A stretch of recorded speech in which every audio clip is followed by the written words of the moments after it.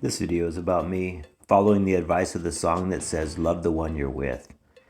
Lately I've been looking at Mustangs. Now this car is essentially a Mustang under the sheet metal. I acquired it about 2.5 years ago, and I've made a lot of improvements on it and gotten it to about 80% of functionality. But I'm failing it now. Recently I've been thinking about Mustangs. I've always wanted a Mustang Fastback. As a child, I had an uncle who came back from Vietnam and bought a black Mustang Fastback with a 4-speed. And it was an amazing car, and it was always kind of my hero car. And so I am thinking, well, I can't afford them anymore. There was a couple of times when I had a chance to buy one or two different ones, and I was unable to do it at the time due to finances or whatever. And so at this point, the only way of owning one is to make one, and there are kits that you can buy to make a Mustang Fastback, and I will own one at some point. But for now, this is what I've got, and this is what I've got to love. So this needs a lot of work. I'm gonna spend this video kind of knocking off at least one of those items, and so we'll bring you along. Since I built the car, I've had issues with the carburetor. It is a brand new Holley Quick Fuel 450 CFM 4-barrel carburetor. I bought that size because of kind of the altitude that I live at, as well as just wanting to have an economical performance car, something with good low-end torque and not a lot of high-end horsepower, since I only put a single exhaust on it. And so that carburetor, I guess it's just gotten gunked up in the short time that I've had it. And so I need to go back into it and open it up and see what I can find. The main issue is that while the choke is on, the car runs well, and then as soon as it starts to warm up, it just dies on me. And so what that tells me is that the mixture is too lean, or there's something wrong with the idle circuit.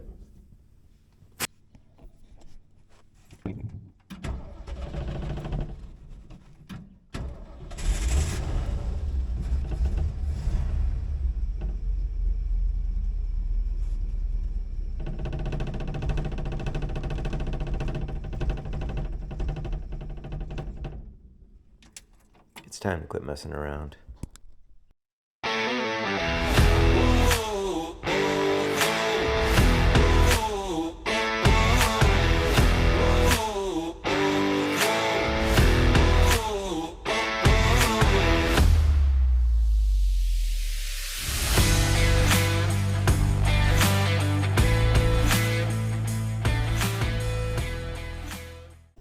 So here's what I learned from the University of YouTube.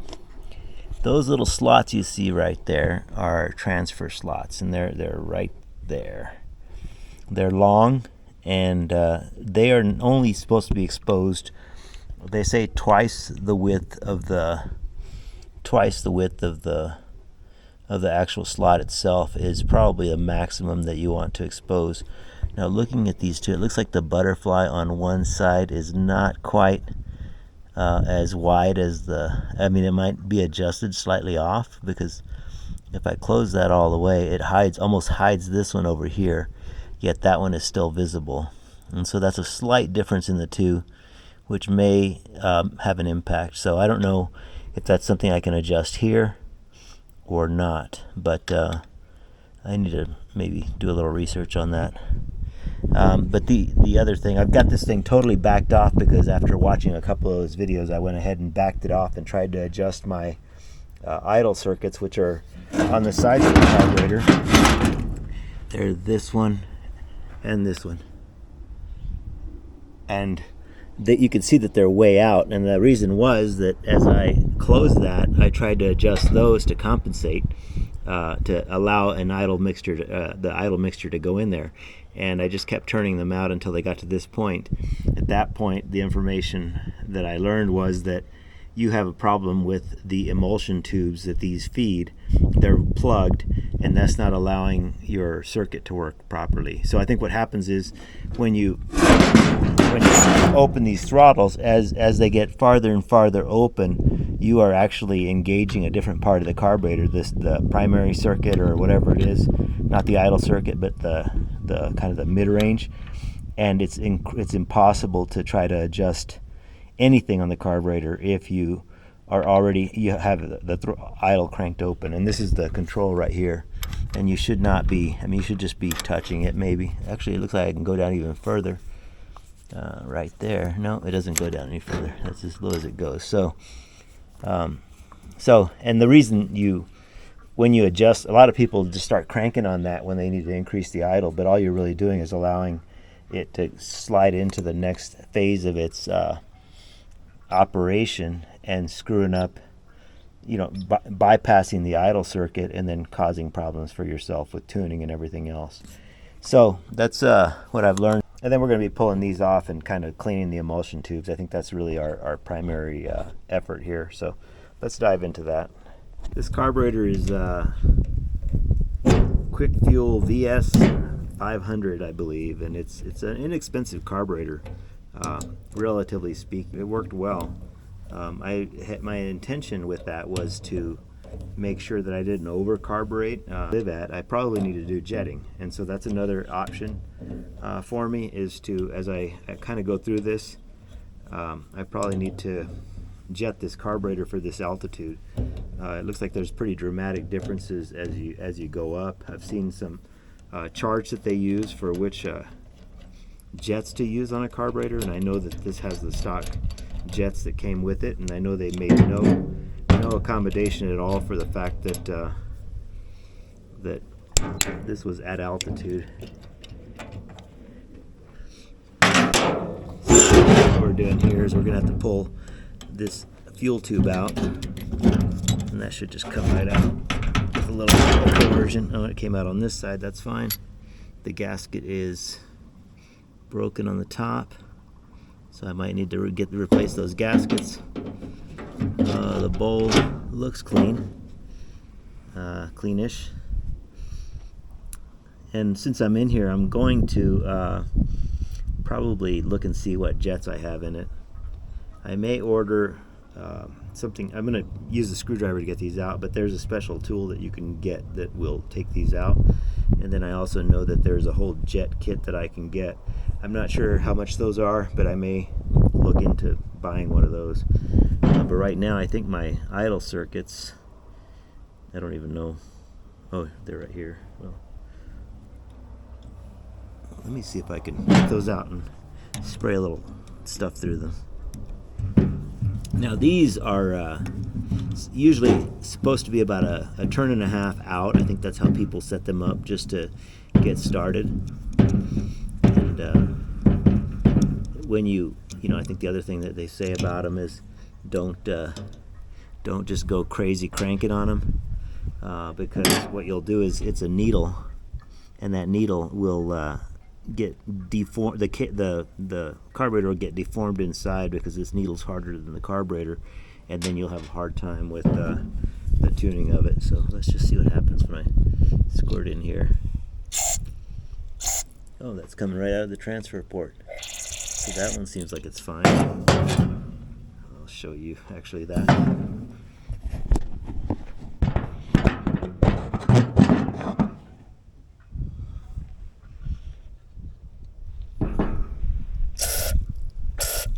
So that's clear. I don't know if the rest of it's clear, but that's, well, maybe that's it. I don't know. Let's get over on this side and pull this one out.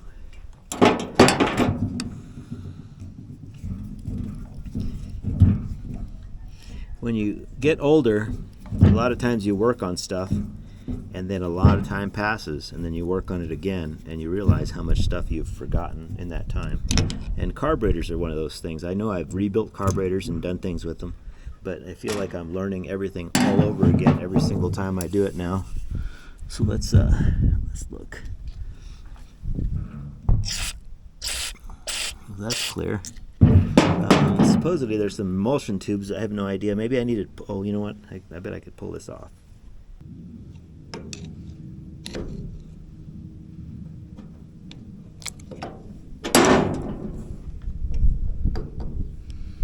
And if I can avoid damaging. Okay, so here are the emulsion tubes.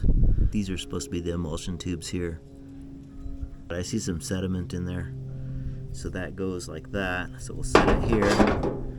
Then we've got a gasket And I'm probably going to need a kit if this tears at all. But I need to get in here.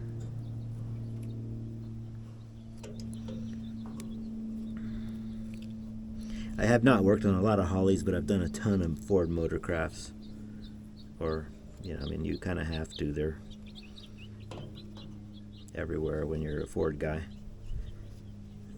Okay, we got that off without damaging anything. We'll set that down and we'll look in here, and it looks fine to me.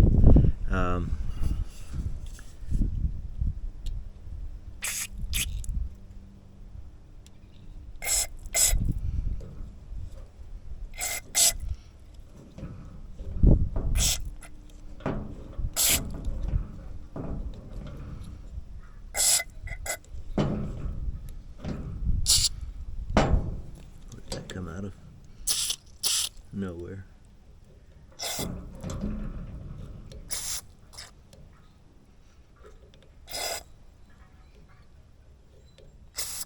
Yeah, so this one is the emulsion tube is on this one, which means it's, you can't see it, but it's they bring you up here. So that second one is the one that comes out of the transfer slot, and it would be this second one right here. So let's see if we can get some carburetor cleaner in there. See what it does. See where that comes out at. Yep. And you can see it moving up the emulsion tube. That's pretty interesting. So there's these slots all need. They got me in the eye.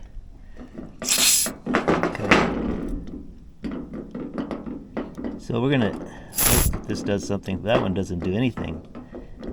Let me see, that one does something.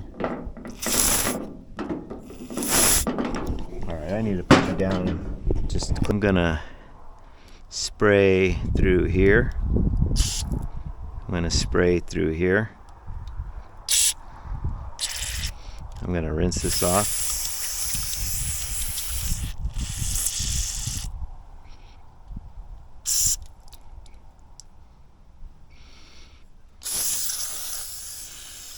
There's some sediment in here. You can definitely tell it's a little bit dirty. I'm going to spray out these jets. These are the main jets. And they almost seem like they're plugged, but maybe not. You can't see that. At the risk of making too many adjustments at once, I'm thinking about adjusting this float. I watched one video where the float was supposed to be level with the bowl, and if you look at this one, it seems to be a little bit low. I do have a window on there that I need to probably look at, but I could adjust it after I get it back on there. That you can back this off, and you back this off, and then you turn this. Oh, that's a lot, but you can see that looks about right, and then you just tighten the top one and it locks it in.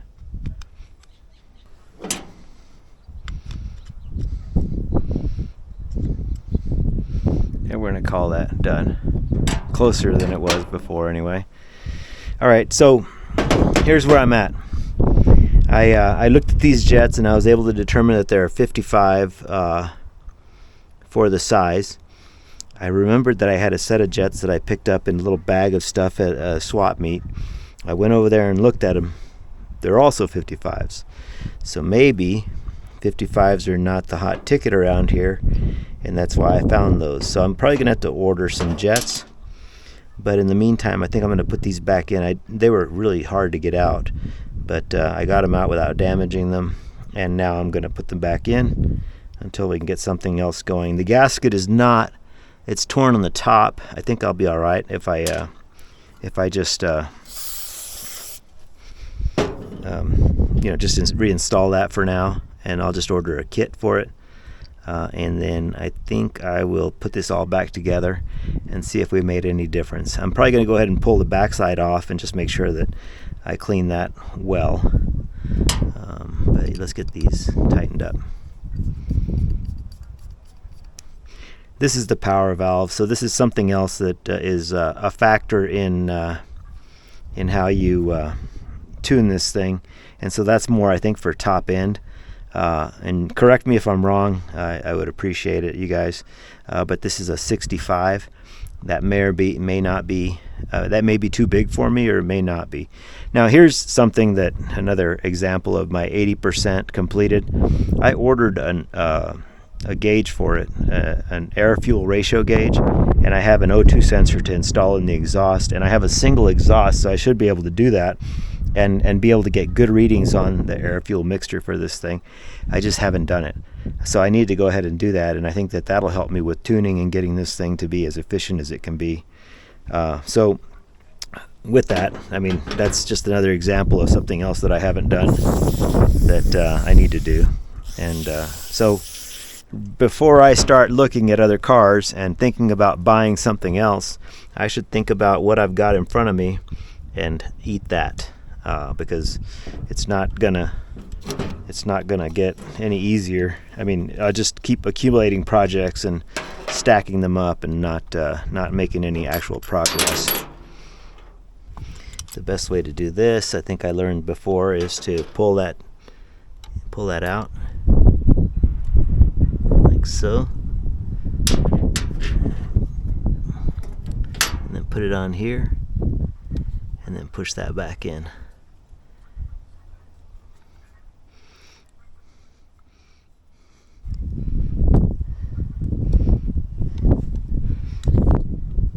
Just like that. And then I think I did everything I need to in here. Oh, I'm missing the metering plate. All right, let's put that in.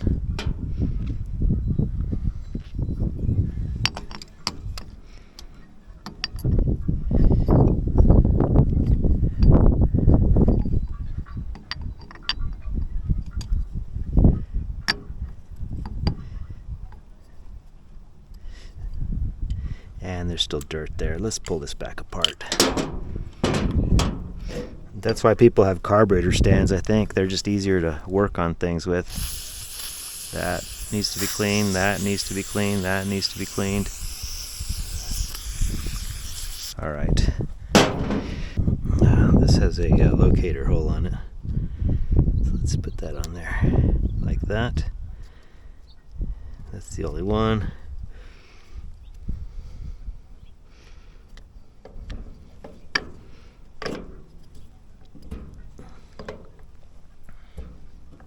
Placement seems important here.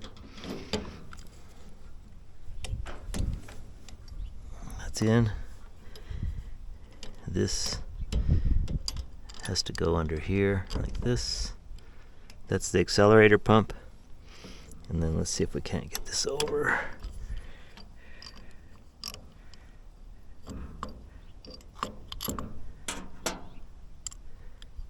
And when you're tightening anything that's can be cracked or is big, you go easy, and you just go from corner to corner, and then hopefully it won't leak when you're done.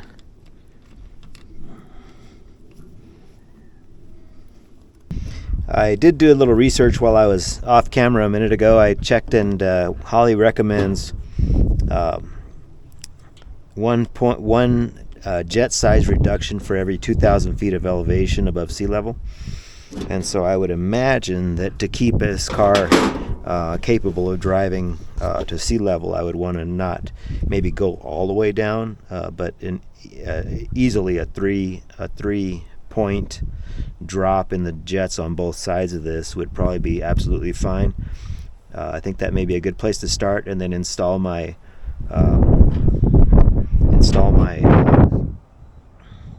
AFR gauge, and then see what that does for me. Maybe that'll put me in the ballpark on air-fuel ratio. So let me get this back together, and then we will put this back on the car. Let me go ahead and bring you back then. And it's time to test our work. Let me turn on the fuel pump and see if we have any leaks.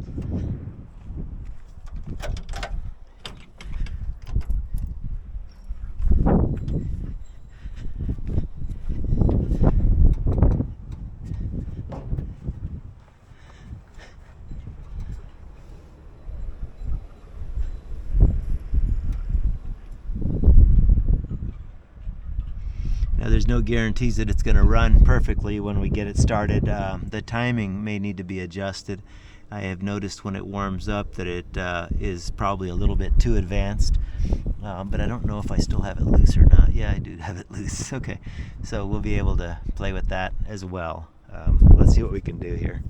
That should be starting to fill up.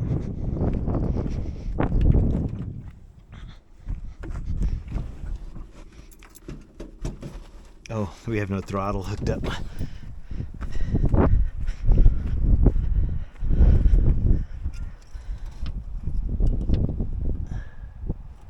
Oh, that's something else I should check to see if I have full throttle, because the pedal has more. I'll have to get somebody to help me with that, but theoretically what you need to do is get somebody inside to push the gas pedal all the way down and then push this all the way up to make sure that you have full range of motion. And I'd have to get to right there, so, but I want to get this going. Oh, that's it. That makes it a lot easier.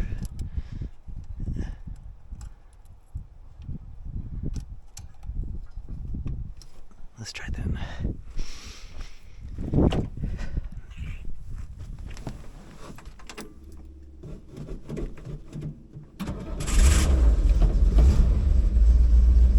Wow.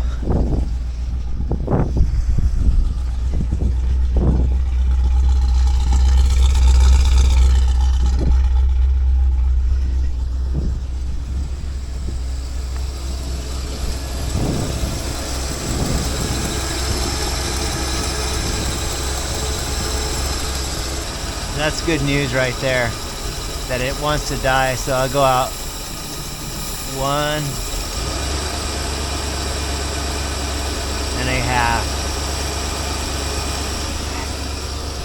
So the idle circuits are working now. That's good news. They must have just been dirty. So I'm gonna go in on this one.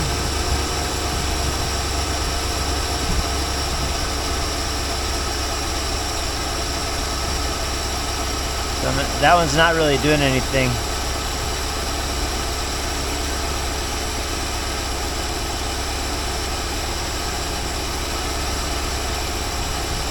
It's kind of starting to die. So 1/2, 1/2.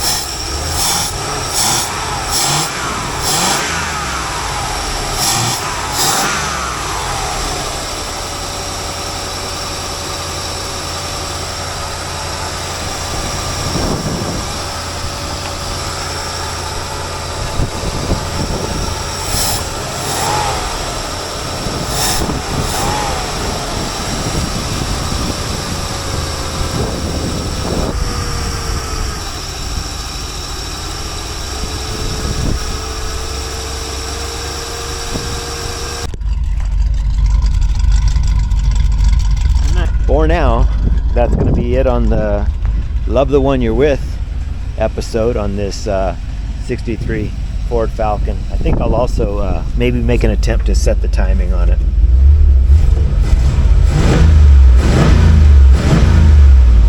We're up to temperature. Oil pressure seems a little on the low side. About 28 pounds, 30 pounds. Fuel gauge looking pretty low. Yeah, we'll get this thing going. Brakes, I need to work on the brakes. The last time I drove it over here, I didn't know I didn't have brakes until I got about halfway down that hill over there before I realized it, and then I was able to back it back into this position once it did stop. So there's no brake fluid in it. I've got a leak somewhere. I've got to look and find it and fix it. I have the gauge sitting in here, that air fuel ratio gauge.